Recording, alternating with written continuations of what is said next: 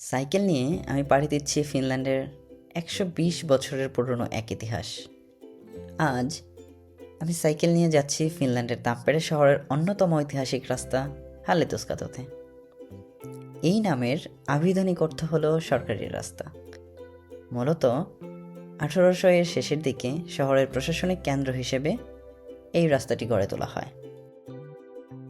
আমার পাশেই আপনারা দেখছেন দারুণ সব পুরনো দালান, যার মধ্যে ১৯০১ সালে তৈরি হওয়া বিখ্যাত মার্কেট হল আজও মাথা উঁচু করে দাঁড়িয়ে আছে। বিখ্যাত ফিনিশ কবি এইনো লেইনো একবার লিখেছিলেন, যার মনে ভয় নেই তার জন্য পৃথিবীটা অনেক বড়।